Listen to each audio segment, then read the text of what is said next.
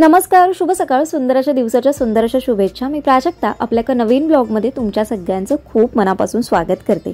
तर संध्याकाळी 7:30 वाजलेत जवळपास आणि माझी सुरुवात तुम्हाला माहिती आहे या चहापासूनच होत असते, कारण मिस्टरांना हा चहा माझ्याच हातचा लागतो. तर आज दूध घेऊन आलेली, दूध सकाळी संपलेलं, तर येताना मी दूध घेऊन आलेली आणि आज मी चितळेमधून आणलं आहे, कारण मला दही देखील घ्यायचं होतं, कारण दही मी चितळेचंच वापरते. ते थोडं घट्ट असं असतं आणि टेस्टला पण चांगलं असतं. तर म्हणून मग दूध आणि दही एकाच ठिकाणाहून घेतलं.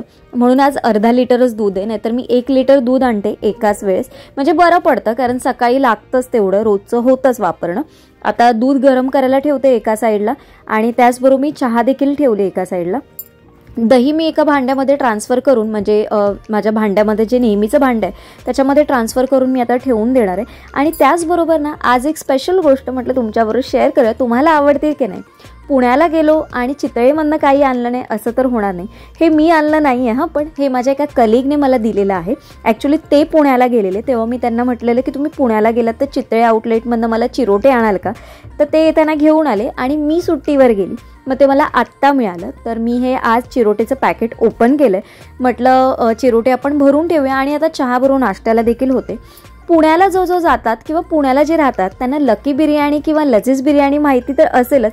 मी ॲक्च्युली घाई गडबडीत माझं जाणं झालं, पण मी 1-2 जी दुकानं होती ना जवळपास तिथे लकी बिर्याणी किंवा लजीज बिर्याणी मसाला शोधला, पण मला कुठेच मिळाला आणि त्यांनी मला सुहानाचा मसाला दिला.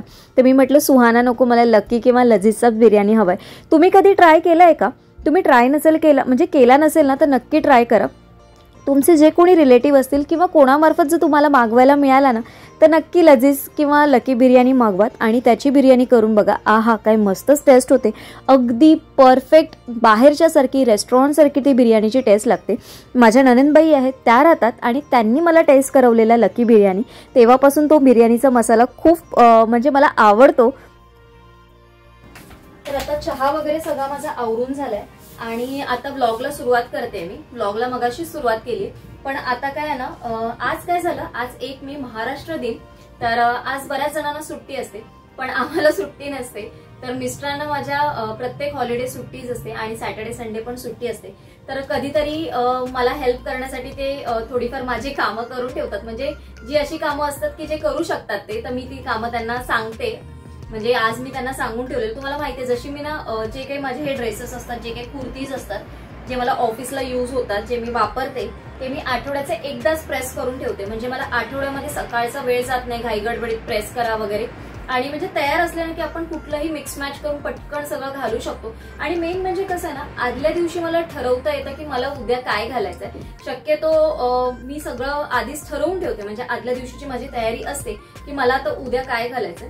तर आता उद्या गुरुवार आहे आणि गुरुवारचा शक्यतो पिवळा कलर, म्हणजे पिवळ्या रंगाचं वस्त्र वापरण्याचा मी प्रयत्न करते, जेवढं शक्य होईल तेवढं. तर सगळे ड्रेस मी त्यांना म्हटलं, कारण लग्नाला गेलेलो, गडबड झाली, तुम्हाला माहिती आहे रविवारी, पण माझी कंडिशनच नव्हती, खूप दमलेली मी. तर मी आज त्यांना म्हटलं की आज तुमची सुट्टी आहे अनायसे, तर प्लीज माझं एक काम कराल का. तर मी म्हटलं आज माझी कुर्ती थोडी प्रेस करून ठेवाल का. तर त्यांनी बऱ्यापैकी 5-6 कुर्तीज प्रेस करून ठेवल्या. म्हणजे आता ना माझं आठवड्याभराचं बऱ्यापैकी काम सगळं झालंय. हेच मेन काम असतं की अशी छोटी छोटी ना अशी बरीचशी कामं असतात. तर मला जेव्हा वेळ असतो ना तेव्हा मी ना सगळी कामं ना आवरून घेत असते, म्हणजे ना नंतर एंड टायमिंगला ना खूप घाई गडबड होत नाही. आता हे प्रेस केलेले जे कपडे असतात ना ते इथेच ठेवते मी साईडला, म्हणजे सकाळी ना पटकन मिळतात.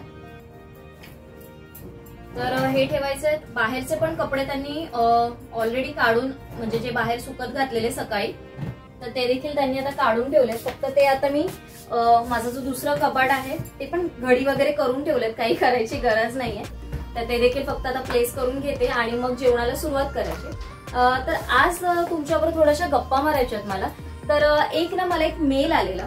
आता मला असं म्हणजे खरंच तिचं नाव घेऊ की नको असं मला म्हणजे काही कळत नाहीये, कारण तिने मला मेल केला. जर तिने मला कमेंट केली असती तर कळलं असतं की तिला ही गोष्ट सगळ्यांबरोबर शेअर करायची. पण तरी सुद्धा माझ्या व्हिडिओ मार्फत जर तुम्हाला नक्की काहीतरी याचा फायदा होत असेल ना, तर मला ती मदत तुम्हाला करायला खरंच खूप आवडेल. तर आपली एक मैत्रीण आहे जी आपल्या युट्यूब फॅमिली मेंबर्स मधलीच आहे आणि तिचं असं म्हणणं आहे की तिला नवीन युट्यूब चॅनल म्हणजे चालू करायचं आणि तिला त्याच्याबद्दल काहीतरी हेल्प हवी आहे माझ्याकडनं.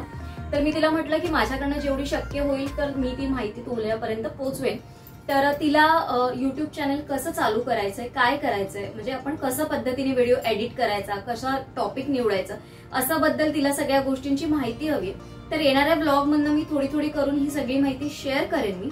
आणि मी तिला ऑलरेडी सांगितलंय, जर तुम्हाला वाटत असेल तर मला इन्स्टावर तू पिंग कर, तिथे मग आपण बोलून तुला जी काही मदत असेल माझ्याकडनं होणारी ती मी नक्की करेन. फक्त एक गोष्ट मला अशी आवर्जून सांगावीशी वाटते ना, की दुसरा करतोय म्हणून ती गोष्ट कधीच करू नये. म्हणजे आता युट्यूब चॅनलच असं नाही, कुठलीही गोष्ट दुसरा करतोय म्हणून आपण कधीच करायची नाही. आणि जर तुम्हाला ती करायची आहे ना, तर त्यातल्या पहिल्या सगळ्या गोष्टींचे ना बारकावे आपल्याला बघून घ्यायचे. कुठल्याही गोष्टीचे प्लस पॉईंट आणि कुठल्याही गोष्टीचे मायनस पॉईंट हे नेहमी आपण लक्षात ठेवूनच मगच त्या गोष्टीमध्ये पाऊल ठेवायचं. कुठलीही गोष्ट अशक्य अशी कधीच नसते. थोड्या म्हणजे माझं असं मत आहे ना, माझा असा विश्वास आहे की भले ती गोष्ट माझ्यासाठी आता अशक्य आहे, पण ती 4 महिन्यांनी किंवा 4 वर्षांनी ती गोष्ट नक्की माझ्या आयुष्यात घडेलच.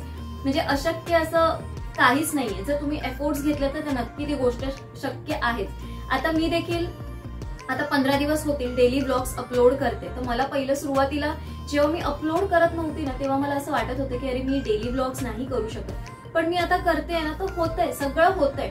फक्त आपली विल पॉवर असली पाहिजे आणि तुमची इच्छाशक्ती असली पाहिजे की सगळ्या गोष्टीवर आपण एक मात करून एक स्वतःसाठीची म्हणजे स्वतःची जी ओळख आहे ना ती निर्माण करण्यासाठीची ना तुमची धडपड तुमच्यामधनं ती दिसली पाहिजे. म्हणजे तुम्हाला तेवढं सगळं काम करण्याची किंवा सगळ्या गोष्टी बॅलन्स करून भरपूर तुम्हाला ज्या गोष्टी करायच्यात ना त्याच्यात तुम्हाला पूर्णपणे झोकून देण्याची तयारी तुमची पाहिजे. तर तुमच्या कुठल्याही गोष्टीत तुम्हाला यश मिळणार नाही असं कधीच होणार नाही. तर आता ह्या गोष्टीवर मी जास्त बोलत नाही, कारण ह्या गोष्टी निघाल्या ना की मला देखील माझ्या जुन्या गोष्टी आठवतात. आणि मी आणि माझ्यासारख्या बऱ्याचशा अशा मैत्रिणी या सगळ्या गोष्टींमधनं गेलेल्या असतील. आता मी काही अशी भरपूर मोठी अशी युट्यूबर नाहीये, पण आज तिने आपल्याला एक रिक्वेस्ट केली, तर या व्हिडिओ मार्फत मी या रिक्वेस्टचा आन्सर म्हणजे जे तिने मला मेलवर विचारलेलं ते मी मेलला पण रिप्लाय केलाय तिच्या. तर तरी सुद्धा मी या व्हिडिओ मार्फत सांगते. ती म्हणाली की मी तुमची सबस्क्रायबर आहे, तुमची फॅमिली मेंबर आहे. तर एक फॅमिली मेंबर्स म्हणून माझं देखील हे काम आहे की तुमच्या सगळ्यांबरोबर हे शेअर करावं. तुम्हाला कोणाला देखील असं काही माहिती हवी असेल तर मला नक्की कमेंट करून सांगा. याच्या पुढे ते ब्लॉग मध्ये शेअर करण्याचा मी नक्की प्रयत्न करेन. तर आता खूप उशीर झालाय, म्हणजे आज ना मला खूप उशीर झाला, आज यायलाच खूप उशीर झाला. आज ना मार्केटमध्ये खूप गर्दी होती, पण पुढे रस्त्याला गर्दी नव्हती. पण येता येताना एवढी गर्दी होती, दादरला खूप गर्दी होती. तर हळूहळू येत ना खूप उशीर झाला. आणि सगळं पूजा वगैरे करून नाश्ता वगैरे तुम्ही बघितलं, नाश्ता वगैरे करून सगळं होईपर्यंत आता 8:30 होऊन गेले. तर आता जेवणाला आपण सुरुवात करूया. आणि त्याच्यानंतर आज माझं थोडंसं दुसऱ्या दिवशीची तयारी कशी मी करते, थोडंसं माझं रुटीन काय असतं ते सगळं तुमच्याबरोबर शेअर करण्याचा विचार आहे. तर व्हिडिओ कुठेही स्किप न करता सुरुवातीपासून शेवटपर्यंत बघा. आणि व्हिडिओ थोडा जरी आवडत असेल ना तर आपल्या फॅमिली आणि फ्रेंड्स बरोबर शेअर करायला देखील विसरू नका. चला आता जास्त बडबड न करता पहिलं कुकर लावून घ्यायचंय. आणि कुकर लावून घेतल्यानंतर मग आज मी काही जास्त अशी रेसिपी तुमच्याबरोबर शेअर नाही करणार आहे. मी आज म्हटलं तुमच्याबरोबर एक कोशिंबीरची रेसिपी जी फोडणीची कोशिंबीर आहे. म्हणजे मी तरी त्याला नाव दिलेलं आहे फोडणीची कोशिंबीर. तर त्याची रेसिपी आज तुमच्याबरोबर शेअर करणार आहे. आय होप तुम्हाला आवडेल. तर चला आता कामाला सुरुवात करूया पटापट. तर सर्वात आधी ना मी जेवण करायच्या आधी जेव्हा कधी सुरुवात करते ना कुकर लावून घेते आणि चपातीचं पीठ मळून घेते. या 2 गोष्टी तर मी करूनच घेते, कारण या 2 गोष्टी झाल्या ना की आपला अर्ध्यापेक्षाचा जास्त स्वयंपाक हा होऊन जातो. आणि थोडंसं आपण जर ट्रिक लावून किंवा थोडंसं नियोजन करून या सगळ्या गोष्टी केल्या ना तर आपलं जेवण आहे ना 40 ते 45 मिनिटात आपलं हे जेवण अगदी पटकन असं होऊन जातं. थोडंसं मील प्रिपरेशनचं तर तुम्ही चार्ट बनवून ठेवा किंवा थोडीशी भाज्यांची तयारी करून ठेवा, फ्रीजमध्ये स्टोअर करून ठेवा, म्हणजे तुमचा बराचसा वेळ वाचतो. डाळीला फोडणी ना मी लसणाची देते. मला लसणाची फोडणीची डाळ ना खूप आवडते. पण ही जी डाळ आहे ना त्याला आपण डाळ किंवा वरण असं म्हणू शकत नाही. ही डाळीमध्ये काहीतरी वेगवेगळी व्हरायटी आपल्याला जेव्हा खायची असते ना तेव्हा मी अशी काहीतरी डाळ करते. तुम्ही पण ज्यावेळेस डाळ बनवाल ना तेव्हा मिक्स करून डाळ बनवा किंवा एखाद्या वेळेस तुम्ही वेगळ्या पद्धतीने तिला तडका द्या. आणि वेगवेगळ्या पद्धतीने जेव्हा आपण करतो ना तेव्हा असं काही वेगळं असेल ना तेव्हा फॅमिलीला खाण्यात देखील आनंद येत असतो की काहीतरी वेगळी आज टेस्ट मिळाली. आणि त्याच टेस्टमध्ये जेव्हा आपण करायला जातो ना तेव्हा एखाद्या वेळेस ती डाळ अजून खूप छान अशी होऊन जाते. इथे आपण कोशिंबिरीची तयारी करतोय तर इथे मी सगळं चॉप करून घेतलंय. तुम्हाला पाहिजे ते सलाड तुम्ही याच्यामध्ये यूज करू शकता. ऍक्च्युली करता करता खाऊ नये असं म्हणतात, पण काकडी ही अशी गोष्ट आहे ना की ती नेहमी मी जेव्हा चॉप करते ना तेव्हा पहिले खाऊन बघते ना तर कोशिंबीर सगळी कडू होईल. म्हणून तुम्ही पण देखील टेस्ट करून बघा, काकडी कुठे कडवट असेल तर. शक्यतो या ग्रीन कलरच्या काकड्या आहेत, कडवट नसतात, पण तरी देखील टेस्ट करून घेतलेलं नेहमी चांगलं. आता आपण सगळं कापून घेतलंय आणि आता पुढची रेसिपी बघूया. इथे मी काय काय घेतलंय ते तुम्हाला सांगते. कांदा घेतलाय, टमॅटो घेतलाय, मिरची घेतलेली आहे, कोथिंबीर घेतलाय आणि काकडी घेतलाय.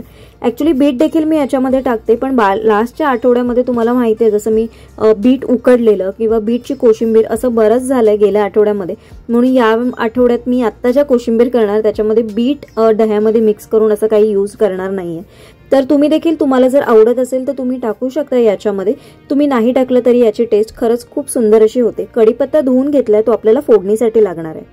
तर हे सगळं आता मिक्स करून घ्यायचं, पण मिक्स करताना ना कुठेही मीठ टाकायचं नाही. मीठ टाकलं ना की त्याला पाणी सुटतं आणि मग कोशिंबीर आहे ना खूप आपली पाणी पाणी होऊन जाते. मग जेव्हा तुम्हाला खायचं असेल ना तेव्हाच 2 मिनिटं आधी, म्हणजे आता जेवायला बसणार आहात तर पटकन त्याच्यामध्ये मीठ टाकायचं आणि मगच खायला घ्यायची.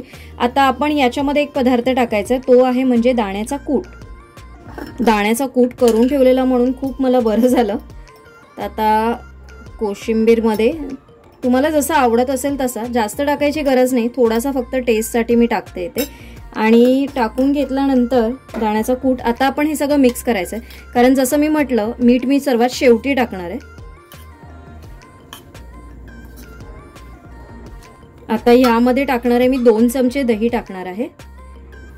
तुम्हाला माहिती आहे यावेळेस माझं ट्रॅव्हलिंगमुळे ना मला दही वगैरे विरजण लावता आलं नाहीये, म्हणून आज चितळेचं जे आणलंय दही, आणि छान असतं दही चितळेचं. तर तुम्हाला जसं पाहिजे असेल तसं कमी जास्त तुम्ही दही घालू शकता. मी अगदी जास्त देखील नाही टाकलंय, फक्त थोडंसं सॅलड पुरतं म्हणून टाकलंय. आणि अशीच टेस्ट खूप छान येते, कारण मग नंतर खूप दही पण होऊन जातं आणि मीठ टाकलं ना की एकदा पाणी सुटायला खूप सुरुवात होते, म्हणून दही थोडं कमीच टाकायचं. आता या कोशिंबिरीला आपल्याला फोडणी द्यायची आहे, त्याच्यासाठी ना मी इथे तडका पॅन ठेवलंय आणि याच्यामध्ये आपल्याला फोडणी द्यायची. तुम्हाला जशी पाहिजे तशी तुम्ही देऊ शकता, पण ही थोडंसं हिंग, थोडंसं हळद आणि कढीपत्ता यानेच या फोडणीला खूप छान अशी टेस्ट लागते. आणि फोडणी ना मस्त अशी खमंग गरम गरम याच्यावर दह्यामध्ये आपल्याला ओतायची आहे. तर आता पॅन गरम होतंय. पॅन गरम झालं की आता मी तेल ओतून घेते.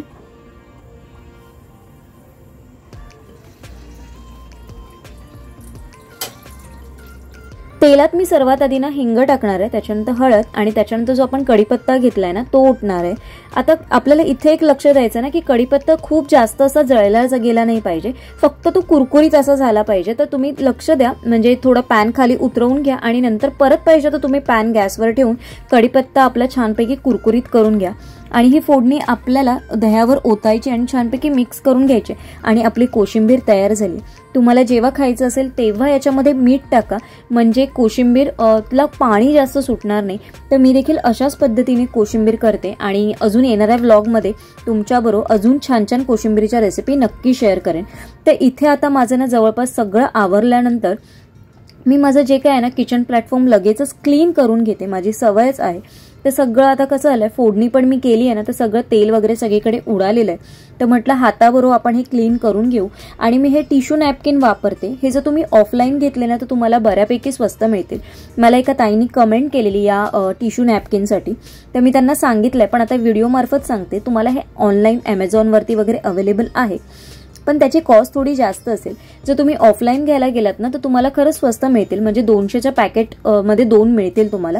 नाहीतर ऑनलाईनला आय थिंक 300-350 रुपये आहे. आता त्याच्यानंतर माझं जेवण वगैरे आवरलं, त्याच्यानंतर भांडी घासायची होती, ती देखील भांडी घासून घेतली. आणि माझं नेहमीचं काम, मी डस्टबिन रोजच्या रोजच क्लीन करून ठेवते, म्हणजे सकाळी त्याच्यामध्ये कुठेही वास येत नाही. म्हणजे किचन ही अशी गोष्ट आहे ना की जिथे आपल्याला प्रसन्न वाटलं पाहिजे, कारण तिथे बऱ्याचशा गोष्टी आपल्या किचनमध्ये, किंवा बऱ्याचशा गोष्टी म्हणण्यापेक्षा आपला बराचसा वेळ हा किचनमध्येच जात असतो. तर इथे माझं सगळं काम झालेलं आहे आणि आता थोडीफार मला आहे ना सकाळची माझी ऑफिसची तयारी करायची. ऑफिसची तयारी करण्याची म्हणजे डब्याची तयारी करायची, तर त्या सगळ्या छोट्या छोट्या गोष्टी असतात त्या आत्ताच करून ठेवल्यानं तर सकाळचा बराचसा वेळ वाचत असतो आणि मला थोडासा माझ्यासाठीचा सकाळचा वेळ मिळतो. इथे मी जो भात उरलेला तो काढून ठेवला, म्हणजे रात्री मी बाहेरच ठेवते. माझी आई नेहमी म्हणते की रात्रीची लक्ष्मी आपल्या घरात येत असते, तर तिच्यासाठी काहीतरी ठेवावं, नेहमी असंच काही ठेवू नये, म्हणजे असा गॅसचा जो ओटा आहे तो असंच रिकामी ठेवू नये, म्हणून मी नेहमी काहीतरी जे बनवते त्याच्यातलं थोडंसं मी नेहमी बाहेर ठेवते.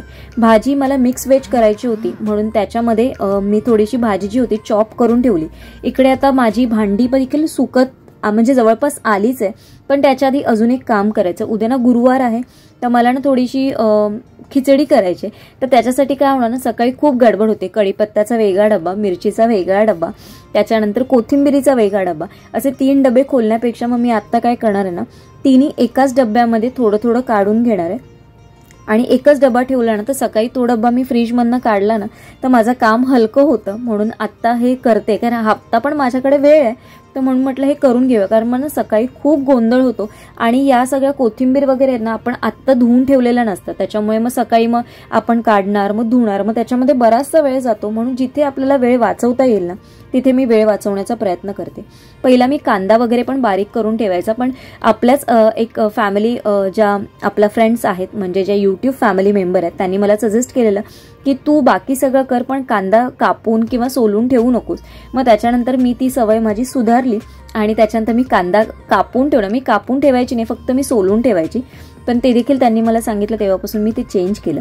आता किचन प्लॅटफॉर्म पूर्ण क्लीन करून घेते, जे काही एक्स्ट्राचं पाणी आहे तिथे वायपरने क्लीन करून घेते, म्हणजे कुठेही ओलावा राहणार नाही. जे माझा रॅक आहे तो देखील जिथे होता तिथेच ठेवून घेते आणि बाकीची जी छोटी मोठी कामं असतात ती मी ह्याच्या आधी पण तुमच्याबरोबर शेअर केलेलं आहे किचन प्लॅटफॉर्मवर, कारण डब्बा सुकत नाही म्हणून तो साईडला टाकून ठेवला आहे तसाच.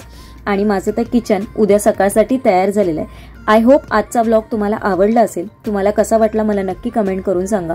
व्हिडिओ आवडला तर लाईक, शेअर, चॅनलला सबस्क्राईब करायला विसरू नका आणि तुमच्या फॅमिली आणि फ्रेंड्सबरोबर शेअर करायला तर अजिबात विसरू नका. तर लवकरच भेटू माझ्या एका छानशा व्लॉगसोबत आणि ते देखील उद्याच्या व्लॉगसोबत. तोपर्यंत सगळ्यांना Shri Swami Samarth. Bye bye and take care.